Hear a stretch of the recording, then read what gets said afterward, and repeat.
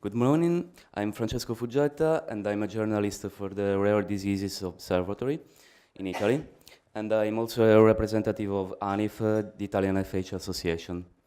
And I'm going to tell you about the relationship between medicine and the web, and then about our work in order to effectively communicate news about health online.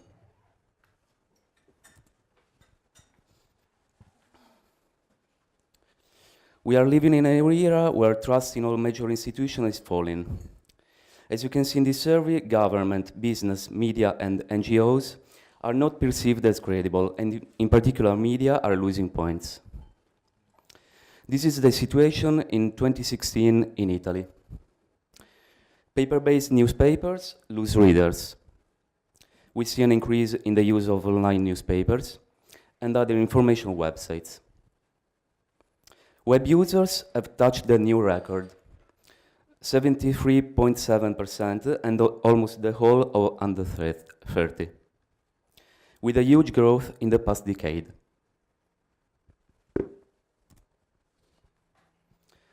And these are the sources used to be informed in Italy.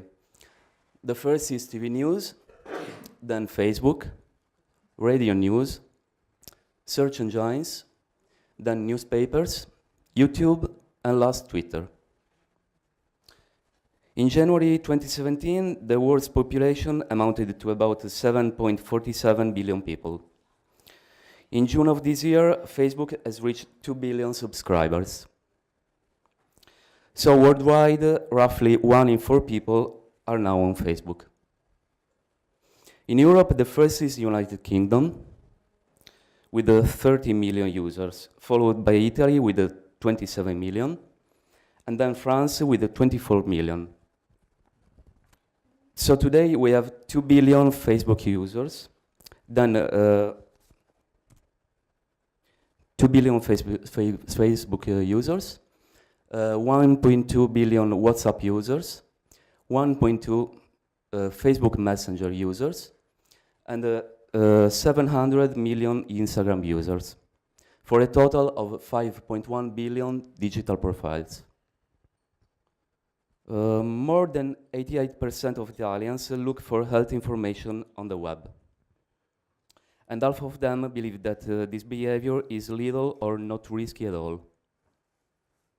They don't show concern for hoaxes circulating on the web and social networks.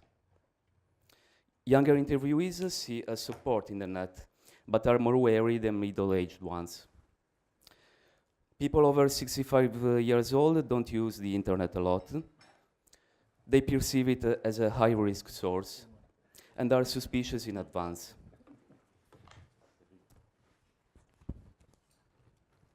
But is it possible to recognize a hoax?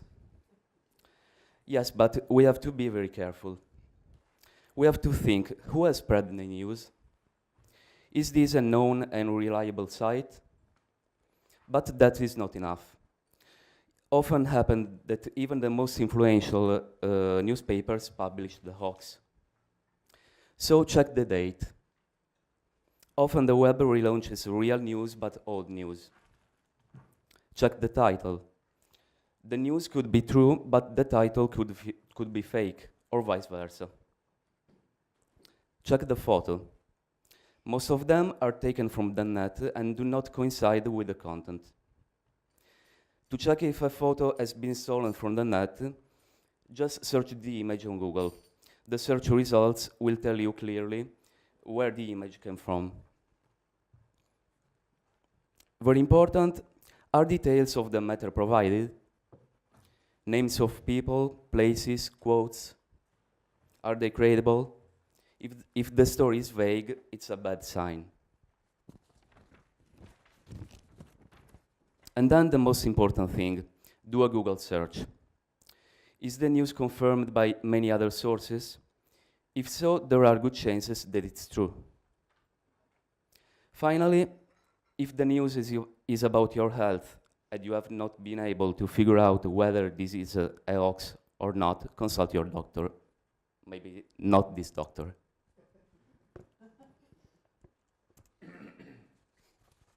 For these reasons, 7 years ago, the Rare Diseases Observatory, OMAR, was created. It is an online journal and news agency specialized on the topic of rare diseases and cancers. OMAR was born from a private initiative with the aim to collect and verify information and make it subject to disclosure. And has become over a year a point of reference for many different categories. Directed by Ilaria Ciancaleoni Bartoli, it has now about 10,000 daily readers. For patients, it represents a daily source of information, reliable and verifiable, through interviews and links to sources.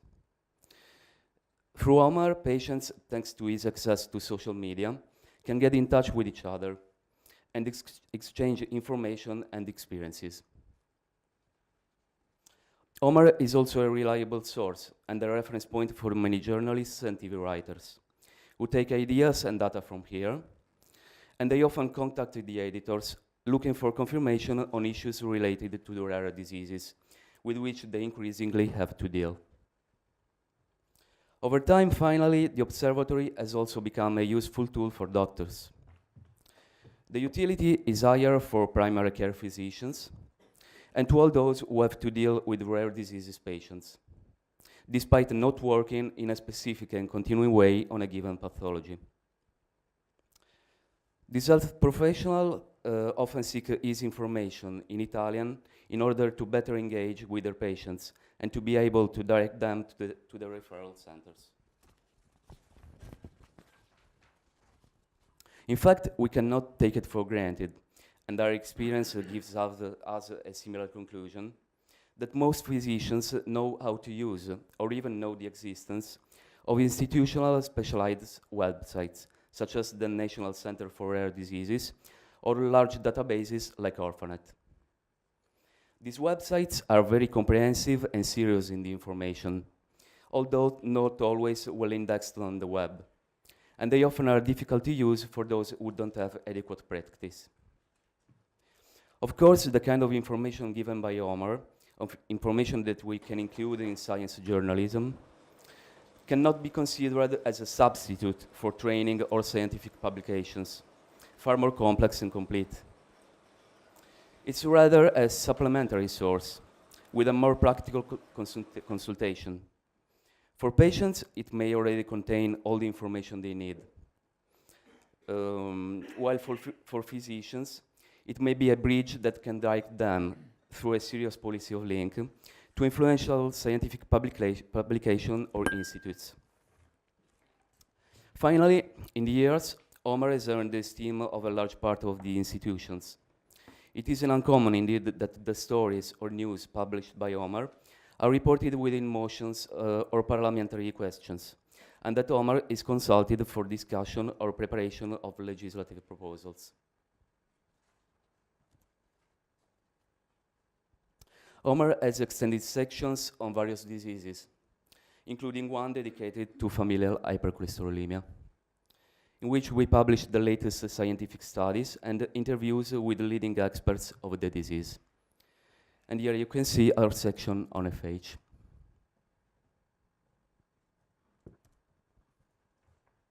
And this is our section on lipodystrophy.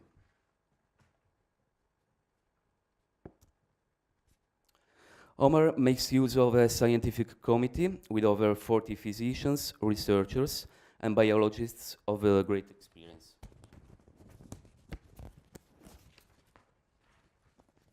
We offer patients and physicians a range of services. The ability to subscribe to the newsletter, the service Ask the Expert, the organization of various events, a constantly updated section of video,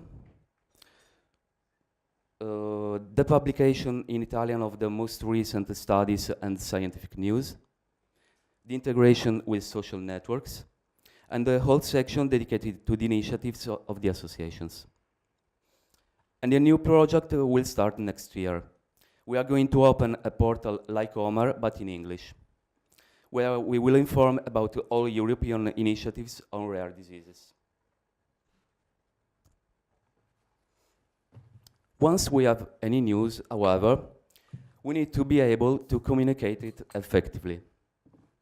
In an article, you cannot miss the 5 Ws, which represented the fundamental rule of journalism, and must be present in the first sentence of each article. The first W stands for who. For example, FH Europe, a network consisting of an association of patients with familial hypercholesterolemia. The second is what. For example, has held its annual congress. Then where. For example, at the Danubius Hotel in Budapest. When, November 4 and 5. And the last is why. For example, to share information and best practice, to discuss on the state of research, on the trials for new drugs, and on the management of patients with FH. So the important thing is to make yourself understood, and not to show you are educated. We have to decide who we want to address. FH Europe members, medical journals, general media, or as many people as possible, for example, in a fundraising campaign. We have to keep in mind that the broader the target is, and the least it has an ad hoc training, the less the language should be specialized. In fact, there are many different ways to say the same thing. One could be, if an egg falls to the ground, it breaks, and the content comes out. It's a simple and understandable sentence. Another could be, if you drop an egg, according to the second law of dynamics, this will reach the ground with a force equal to its mass multiplied by acceleration. If the motion that is transmitted to the internal mass is superior to the resistance exerted by the axial, this will break and the content will come out. This sentence is not understandable unless you have studied physics. So we have to ask ourselves, what kind of education does my interlocutor have? And how much does he know about the topic? Henry Ford once said, ducks lay eggs discreetly. On the other hand, a chicken makes noise, so the whole estate can hear. What is the result? The whole world eats chicken eggs, just few use duck eggs. So communication is not shouting, is not sending complicated messages, but it should always be clear, targeted, and complete. Thanks for your attention.